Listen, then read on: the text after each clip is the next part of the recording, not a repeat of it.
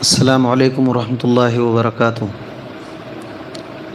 الحمدللہ والصلاة والسلام علی رسول اللہ صلی اللہ علیہ وسلم وعلی آلہ وصحبہ اجمعین وبعد۔ تمام قسم کی تعریف اللہ تعالیٰ ہی کے لیے ہے، اور تمام نبیوں، رسولوں، پیغمبروں پر اللہ تعالیٰ کی رحمتیں برکتیں نازل ہوں۔ خاص کر کے ہمارے آخری نبی جناب محمد الرسول اللہ صلی اللہ علیہ وسلم پر، جن کے ذریعے سے ہم کو صحیح دین، صحیح طریقہ معلوم ہوا ہے۔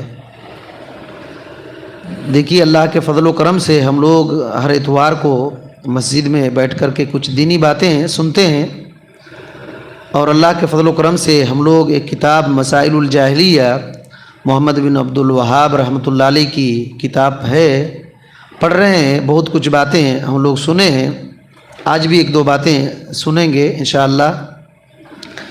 سب سے پہلے ایک آیت کریمہ کے ذریعے سے ہم لوگ ایک چیز سمجھتے ہیں۔ سورہ النحل ایک مرتبہ کھولیے، جو 16 نمبر کی سورہ ہے، اور اس کی آیت نمبر 90 پر 7 دیکھیے۔ سورہ النحل۔ బిస్మిల్లాహిర్రహ్మానిర్రహీం। సత్కార్యాలు చేసేవారు పురుషులైనా స్త్రీలైనా విశ్వాసులై ఉంటే మేము వారికి అత్యంత పవిత్రమైన జీవితాన్ని ప్రసాదిస్తాం। వారి సత్కర్మలకు బదులుగా సత్ఫలితాన్ని కూడా మేము వారికి తప్పకుండా ఇస్తాము۔ بات سمجھ میں آ رہی ہے؟ کیا فرمایا اللہ تعالیٰ نے؟ من عمل صالحا من ذکر او انثی، کہ جو بھی مرد ہوں یا عورت ہوں نیک عمل کرے، اور وہ مومن بھی ہوں، ایماندار بھی ہوں، تو ہم ان کو کیا عطا کریں گے؟ حیاتاً طیبہ، ہم ان کو اچھی زندگی دیں گے، اچھی زندگی عطا کریں گے، اور پھر جو کچھ بھی ان لوگوں نے کیا ہے اس کا بہترین بدلہ دیں گے۔ یہ اللہ تعالیٰ نے کہا۔ یہاں اس آیت کریمہ میں صرف مجھ کو ایک بات اصل میں بتانے کا ہے، وہ یہ ہے کہ اللہ تعالیٰ نے یہ کہا ہے کہ جو مرد یا عورت نیک عمل کرتے ہیں اور وہ مومن ہو تو ہم اچھی زندگی دیں گے، ٹھیک ہے، اور اس کو آخرت میں ہم بہترین اس کا اجر دیں گے۔ تو اچھی زندگی اللہ تعالیٰ کہتا ہے مومن لوگوں کو، مرد ہو یا عورت ہو، دیں گے نیک عمل کرنے سے۔ بہت سارے لوگوں کو یہ شک ہوتا ہے کہ دیکھو بھائی کتنے ایماندار لوگ ہیں، بہت سارے مومن لوگ ہیں، 5 وقت نماز پڑھتے ہیں، روزہ رکھتے ہیں، حج کرتے ہیں، لیکن اچھی زندگی نہیں ہے، بہت غریب ہے، فقیر ہے، مسکین ہے، بیمار ہے، یہ ہے، وہ ہے، ایسا ہے، ویسا ہے۔ سمجھتے ہیں کہ نہیں؟ مسئلہ کیا ہے کہ اچھی زندگی کہتے کس کو ہیں، یہ سمجھنا چاہیے۔ اللہ تعالیٰ تو جھوٹ نہیں بولے گا، نعوذ باللہ من ذالک۔ بات آدمی سمجھ نہیں پاتا ہے اور پھر بہت غلط فہمی کے شکار ہو جاتا ہے۔ اللہ تعالیٰ نے کہا اچھی زندگی ہم ان کو عطا کریں گے۔ اچھی زندگی ہے کیا؟ ابن عثیمین رحمۃ اللہ علیہ نے فتاوی الاسلامیہ کے اندر ایک بات انہوں نے ذکر کیا ہے۔ شیخ صالح بن عثیمین رحمۃ اللہ علیہ نے کہا الحیات الطیبہ لیست کما یفہمہ بعض الناس، اچھی زندگی وہ نہیں ہے جو کچھ لوگ سمجھتے ہیں، اچھی زندگی وہ نہیں ہے جو کچھ لوگ سمجھتے ہیں۔ السلامۃ من الآفات من فقر و مرض و قدر، کہتے ہیں کہ لوگ کیا سمجھتے ہیں؟ آفتوں سے بچ گیا اور بیماری سے بچ گیا، فقیری، غربت اور فقر فاقہ سے بچ گیا، سمجھتے ہیں کہ یہ اچھی زندگی ہے۔ اکثر ہم لوگ یہی سمجھتے ہیں نا کہ یہ اچھی زندگی ہے کہ آدمی بیمار نہ ہو، کوئی آفت مصیبت نہ ہو، اور کچھ اور فقر و فاقہ غربت کی زندگی نہ ہو، یہ سمجھتے ہیں کہ بس یہی اچھی زندگی ہے۔ کہتے ہیں لا، یہ نہیں ہے، اصل اچھی زندگی کا مطلب یہ نہیں ہے، بل الحیات الطیبہ ان یکون الانسان طیب القلب، کہتے ہیں کہ اچھی زندگی یہ ہے کہ انسان اچھا دل والا ہو، اچھا دل والا ہو، طیب القلب ہو، طیب القلب ہو، منشرحن الصدر، اس کا سینہ کشادہ ہو، سینہ کشادہ ہو، شرح صدر حاصل ہو، مطمئنن بقضاء اللہ و قدرہ، اللہ تعالیٰ کے فیصلے اور تقدیر پر راضی ہو، مطمئن ہو، اللہ کے فیصلے اور اللہ رب العالمین کے جو قدر ہیں، تقدیر ہے، اس پر وہ راضی ہو، مطمئن ہو۔ ان اصابت ہو سرا شکرا، اگر اس کو کوئی خوشی حاصل ہو رہی ہے تو وہ شکریہ ادا کر رہا ہے، فکان خیرا لہ، تو یہ شکریہ ادا کرنا اس کے لیے خیر بن جائے گا، اس کے لیے خیر بن جائے گا۔ وَإِنْ أَصَابَتْهُ ضَرَّاء صَبَرَا، اگر کوئی مصیبت آ رہی ہے تو صبر کر رہا ہے، فَكَانَ خَيْرًا لَهُ، تو اس کے لیے یہ مصیبت میں صبر کرنا اس کے لیے خیر بن جائے گا۔ نبی صلی اللہ علیہ وسلم نے بھی یہی کہا کہ مومن کا معاملہ ہی عجیب ہے، یہ صرف مومن ہی سے ہو سکتا ہے کہ کچھ مصیبت آتی ہے تو وہ صبر کرتا ہے، یہ صبر کرنا اس کے لیے خیر بن جاتی ہے، خیر کا سامان ہو جاتا ہے، اور پھر اگر خوشی ہوتی ہے تو شکریہ ادا کرتا ہے، شکریہ ادا کرنا اس کے لیے خیر بن جاتا ہے۔ یہ اللہ کے نبی صلی اللہ علیہ وسلم نے بھی فرمایا۔ تو کہتے ہیں ہیا الحیات الطیبہ، یہی اچھی زندگی ہے، یہی اچھی زندگی ہے، وہی راحت القلب، یہی دل کا سکون ہے، دل کا سکون یہی ہے۔ اما کثرت الاموال وصحت الابدان، کہتے ہیں رہی بات مال کا زیادہ ہونا اور بدن کا صحیح سلامت ہونا، کہتے ہیں کہ کبھی کبھی یہ بدبختی اور نافرمانی کا سبب بن جاتا ہے، انسان کی تھکاوٹ کی وجہ بن جاتی ہے۔ بس میں آ رہی ہے، اللہ اکبر، یہ اچھی زندگی ہے۔ تو اس آیت کریمہ میں اصل بات یہ ہے، میں اشارہ اسی طرف کرنا چاہتا تھا، کیونکہ دیکھیے ہماری زندگی میں بہت ساری آفتیں، مصیبتیں، بیماری اور بہت ساری مشکلات آتی ہیں۔ کبھی بدن کمزور ہوتا ہے تو کبھی مالی حساب سے کمزور ہوتے ہیں، اور کبھی بیمار سے ہم ناڈھال ہو جاتے ہیں، مصیبتوں کا پہاڑ ٹوٹ جاتا ہے۔ لیکن ہم لوگ کیا سمجھتے ہیں، کیا یہ زندگی، کیا جینے سے بہتر مر جانا، یہی سمجھتے ہیں نا۔ لیکن اللہ کیا کہتا ہے، کیا کہتا ہے، جو بھی مرد ہو یا عورت ہو، اگر نیک عمل کر رہے ہیں اور پھر وہ مومن ہیں تو ہم اس کو اچھی زندگی دیں گے، ہم اس کو اچھی زندگی دیں گے۔ ہم عمل کرتے ہیں، پھر بھی کبھی کبھی یہ سمجھ میں آتا ہے کیا ہماری زندگی برباد ہو گئی، ہم ایسے ہو گئے، روڈ پر آ گئے، ہمارا پورا مال ڈوب گیا، یہ ہو گیا، وہ ہو گیا، اور کہتے ہیں کہ یہ بری زندگی ہے۔ نہیں، یہ بری زندگی نہیں ہے، ایمان ہے اور قلب سلیم ہے، قلب سلیم ہے، طیب دل ہے۔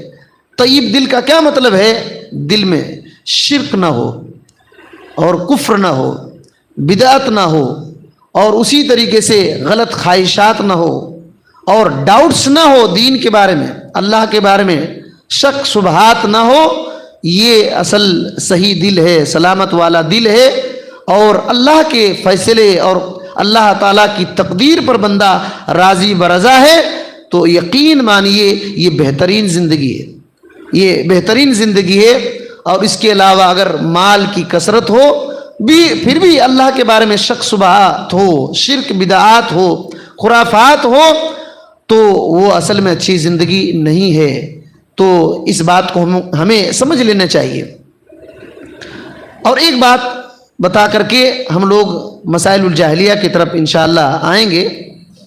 گزشتہ ہفتہ ایک بات آئی تھی کہ تمام مصیبتوں اور آفتوں کی جڑ دو چیز ہے، ایک یہ ہے کہ بندہ کا دل بگڑ جائے، بندے کا دل بگڑ جائے، اور دوسری بات یہ ہے کہ وقت کو برباد کر دے۔ بندہ اگر وقت کو برباد کر دے رہا ہے تو اصل میں اللہ سے کٹ جائے گا، وہ آخرت سے کٹ جائے گا۔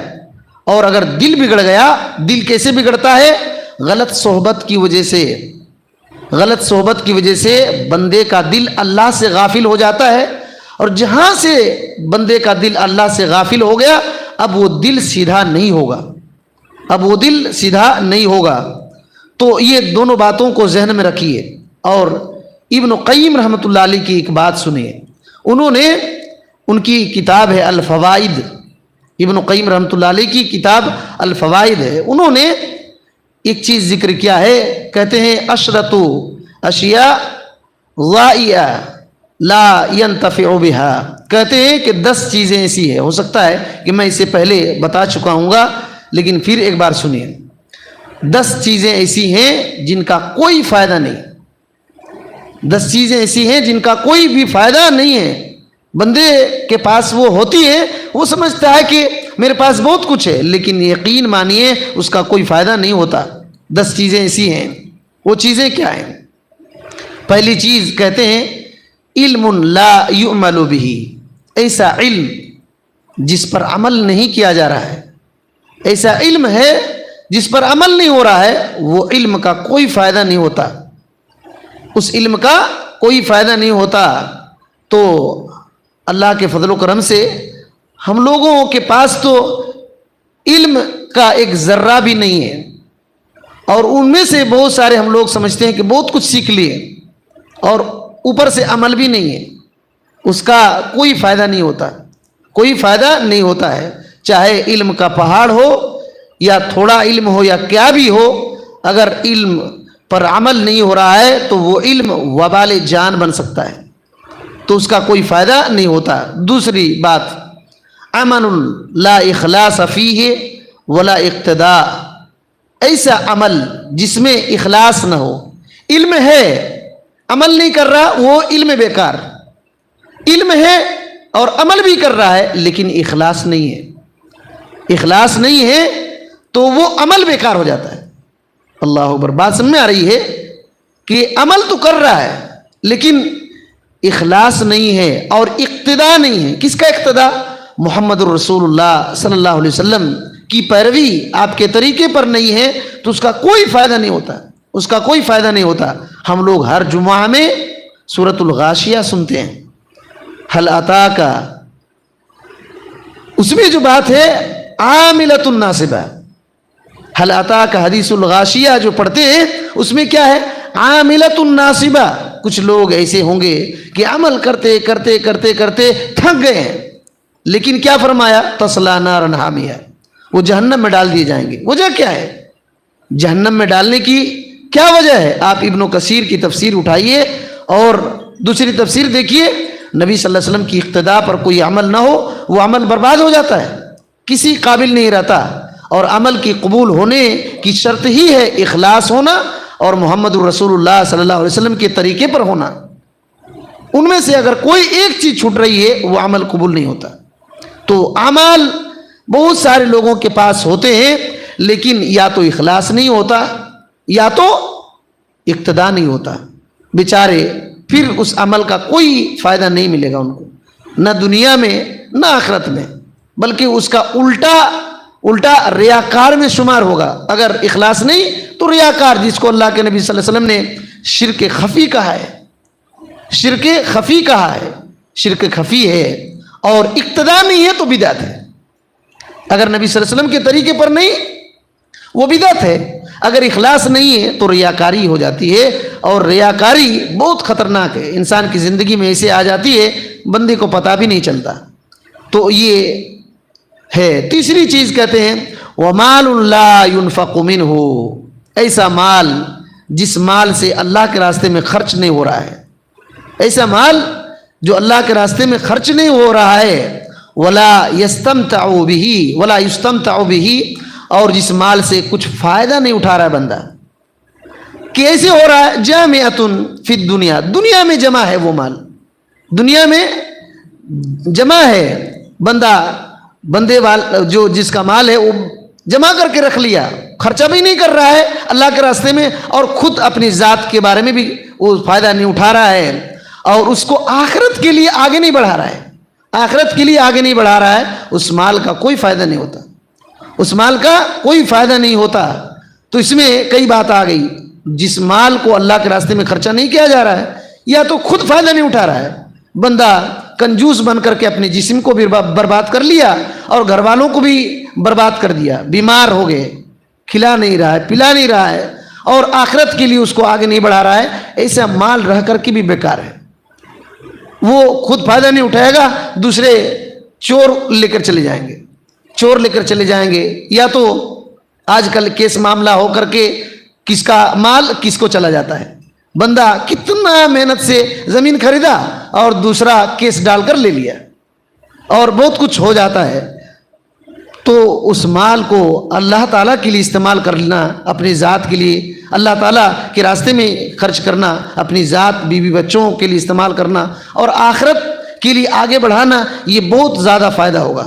اور تیسری بات کہتے ہیں قلب فارغ من محبت اللہ والانس بہ، کہتے ہیں کہ قلب فارغ من محبت اللہ، اللہ کی محبت سے خالی دل، اس کا کوئی فائدہ نہیں ہوتا، اور والانس بہ، اللہ تعالی اللہ رب العالمین سے دل لگ نہیں رہا ہے، اللہ سے محبت پیدا نہیں ہے اور تعلق بھی نہیں ہے، ایسا دل بیکار کھنڈر کی طرح ہے۔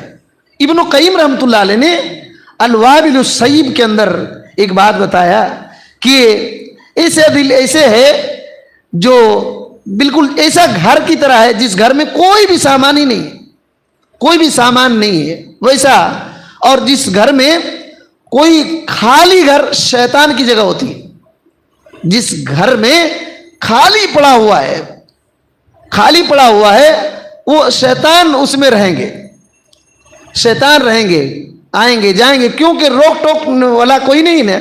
ابن قیم رحمۃ اللہ علیہ نے کہا جس گھر میں کوئی مال چھپا کر رکھتے ہیں نا، اس کی حفاظت بھی کرتے ہیں، اس کی حفاظت بھی کرتے ہیں، تالا لگا، بڑے بڑے تالے لگاتے ہیں، کوئی پہرے دار لگاتے ہیں، اور جس گھر میں کوئی نہ ہو تو اس کو کون روکے گا، کون ٹوکے گا، اس میں ڈیرا ڈال لیں گے شیطان۔ تو ایسے خالی گھر میں جس میں سامان نہیں رہتا، چور نہیں آتے جاتے، چور نہیں بلکہ چور رہنے کی جگہ بنا لیتے ہیں، جس گھر میں کوئی سامان ہی نہ ہو وہ ڈاکو گھس کر کیا کریں گے، کیا لیں گے، مٹی کھود کر لے جائیں گے، بلکہ اس کو اپنے رات گزارنے کی جگہ بنا لیں گے تاکہ کوئی ڈھونڈ نہ پائے چھپنے کی جگہ۔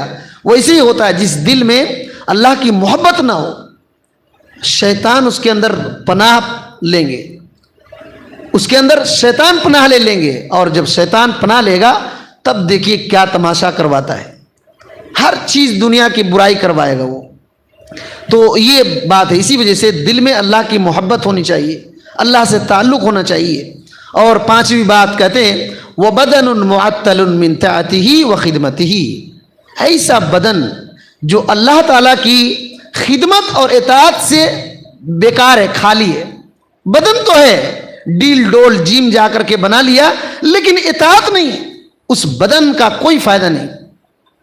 لیکن بدن بالکل دبلا پتلا ہے، اللہ کی عبادت کر رہا ہے، یہ بدن قیامت کے دن بہت بھاری ہوگا۔ وہ حدیث یاد کریے، اللہ کے نبی صلی اللہ علیہ وسلم نے کیا کہا کہ ایک موٹا تگڑا آدمی لایا جائے گا، اس کو تولا جائے گا، کوئی وزن اس کا نہیں ہوگا۔ اللہ کے نبی صلی اللہ علیہ وسلم نے یہ کہا کہ اس کا وزن کچھ بھی بھاری نہیں ہوگا، یہ مچھر کے پر کے برابر بھی نہیں ہوگا، تو اس کا کوئی وزن نہیں ہے۔ حالانکہ موٹا تگڑا آدمی ہے، بدن ہے، لیکن اطاعت نہیں ہے، اطاعت نہیں۔ لیکن ایک صحابی رسول جس کی پنڈلی دبلی پتلی تھی، غالباً حضرت عبداللہ بن مسعود رضی اللہ تعالیٰ عنہ، وہ مسواک توڑنے کے لیے جاتے، پنڈلی کھل جاتی تھی۔ پنڈلی بولے تو گھٹنا سے لے کر کے یہ ہے ٹخنا، یہاں کے بیچ کی جگہ کو پنڈلی کہتے ہیں، کھل جاتی، ان کی دبلی پتلی پنڈلی تھی۔ کچھ لوگ ہنستے تھے، نبی صلی اللہ علیہ وسلم نے کیا کہا کہ جس پنڈلی کو دیکھ کر ہنس رہے ہو، قیامت کے دن بہت بھاری ہوگا، بلکہ کئی روایتوں میں احد پہاڑ کے بھی برابر، اس سے بھی بھاری ہوگا۔ تو بدن اگر کمزور ہے، اطاعت الہی ہے، اللہ کی اطاعت ہے، تو بدن کو معمولی نہیں سمجھنا چاہیے۔ لیکن بدن ہے، ڈیل ڈول ہے، باڈی ہے، سب کچھ ہے، لیکن اللہ کی اطاعت نہیں ہے، اللہ کی خدمت نہیں ہے، وہ بدن بالکل بیکار ہے، وہ بدن بالکل بیکار ہے۔ اور چھٹی بات کہتے ہیں کہ ایسی محبت جس میں محبوب راضی نہ ہو، ایسی محبت جس محبت سے محبوب راضی نہ ہو، وہ محبت بیکار ہے۔ دنیا میں جتنے بھی لوگ اسلام کا دعویٰ کرتے ہیں، ہر ایک کی زبان میں یہ ہے کہ ہم اللہ سے بہت محبت کرتے ہیں، اللہ سے محبت کرتے ہیں. لیکن کیا اللہ رب العالمین جو محبوب ہے، محبوب جس سے محبت کیا جاتا ہے، کیا ہر ایک کی محبت سے راضی ہے؟ ہر ایک کی محبت سے راضی ہے؟ شیعہ بھی کہتے ہیں کہ اللہ سے محبت بہت کرتے ہیں اور الٹے سیدھے کام کرتے ہیں. حضرت علی رضی اللہ عنہ کو سمجھتے ہیں کہ اللہ تعالیٰ دوسرا علی کا روپ لے کر کے آ گیا، تو کیا اللہ تعالیٰ اس سے راضی ہو جائے گا؟ ایسی محبت سے، ایسی محبت جو محبوب کو راضی نہ کر سکے، وہ محبت بالکل بیکار ہے. اور یہ محبت کیسے پیدا ہوگی جس سے اللہ راضی ہوگا؟ اللہ نے قرآن مجید میں کہہ دیا ہے، قل ان کنتم تحبون اللہ فاتبعونی یحببکم اللہ. اے پیغمبر محمد صلی اللہ علیہ وسلم آپ کہیے اگر تم اللہ سے محبت کرتے ہو تو میری اطاعت کرو، اللہ تم سے محبت کرے گا. میری اطاعت کرو، اللہ تم سے محبت کرے گا. یاد رکھیے اللہ نے کیا کہا؟ آپ کہیے ان لوگوں سے جو کہتے ہیں کہ ہم اللہ سے محبت کرتے ہیں، تو آپ کہیے کہ اگر اللہ سے محبت کرتے ہو میری اتباع کرو، اللہ تم سے محبت کرے گا.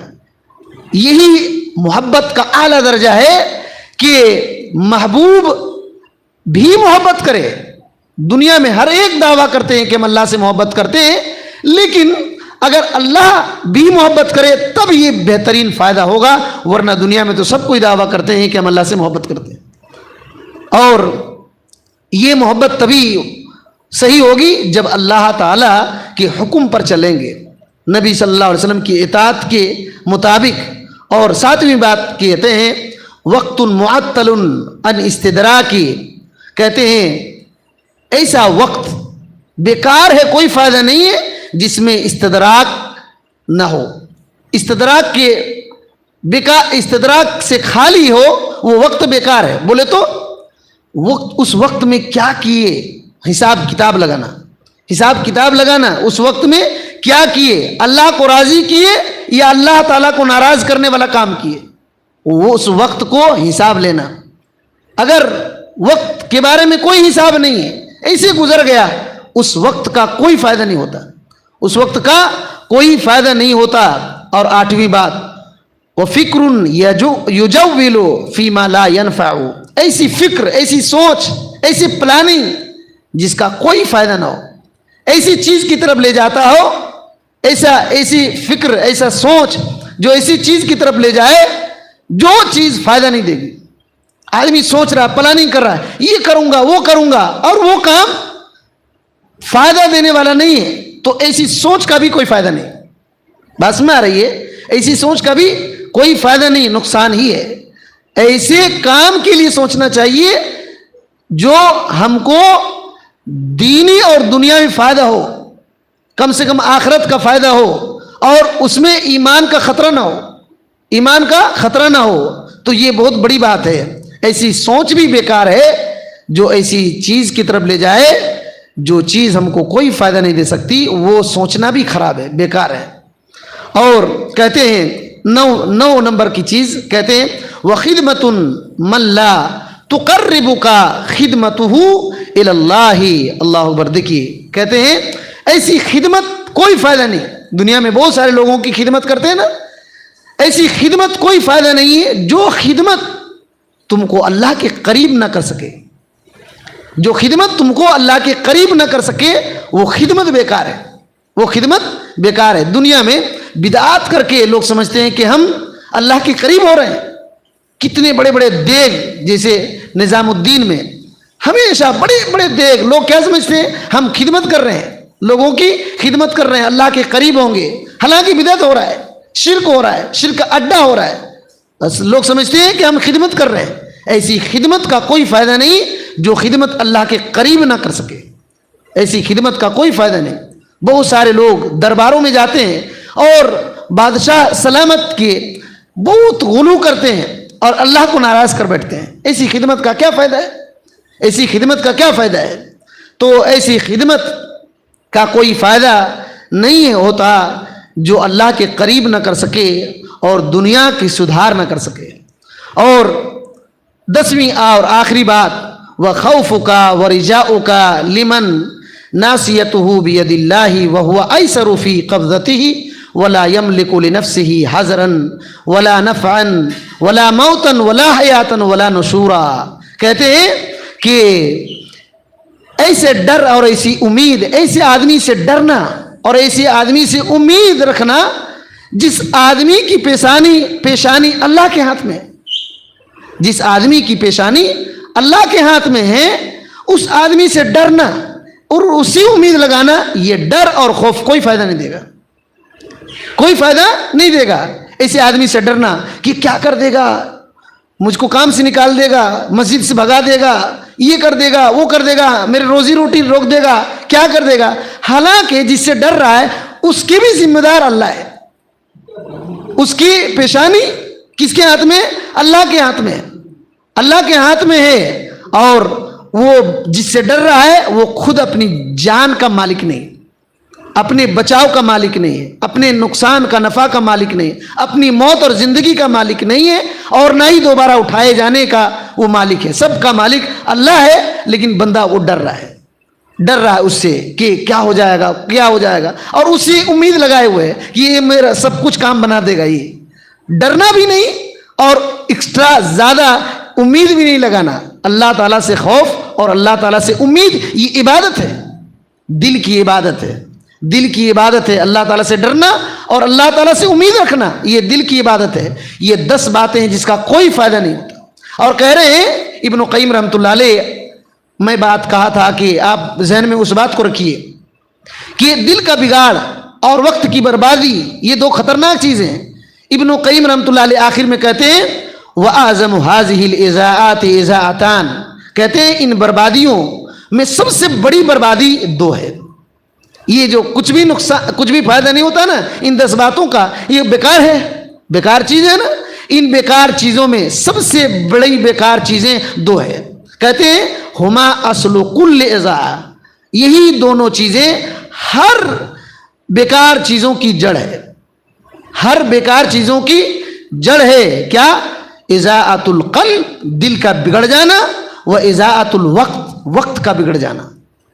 دل کا بگڑ گیا اور وقت بندے کا بگڑ گیا، یہ 10 چیزیں آ جائیں گی، یہ 10 چیزیں بندے کے، ان میں سے کئی چیزیں آ جائیں گی۔ 10 چیزیں جو یہ بیکار بے فائدہ ہیں، یہ آنے کا مطلب ہی ہے کہ بندہ کا دل بگڑ چکا ہے یا تو وقت بگڑ چکا ہے۔ تو یہ بہت بھاری بات ہے۔ کہتے ہیں فَإِذَاعَةُ الْقَلْبِ مِنْ إِثَارِ الدُّنْيَا عَلَى الْآخِرَةِ، جب دل بگڑ جاتا ہے تو آخرت پر دنیا کو ترجیح دے دیا جاتا ہے، آخرت پر دنیا کو ترجیح دے دی جاتی ہے، اور وقت بگڑ گیا تو لمبی امیدیں لے کر کے بندہ جیے گا، لمبی امیدیں لے کر کے بندہ جیے گا۔ تو یہ بات ہے ابن قیم رحمۃ اللہ علیہ کی کتاب الفوائد میں اس کا ذکر ہے۔ اب ہم لوگ انشاءاللہ مسائل الجاہلیہ سے 1-2 باتیں سنیں گے۔ اللہ تعالیٰ سے دعا ہے کہ اللہ تعالیٰ ہمیں ان باتوں کو صحیح سمجھنے کی توفیق دے، اور ہر وہ چیز جو بے فائدہ ہیں اللہ تعالیٰ ہمیں ان سے بچا کر رکھے۔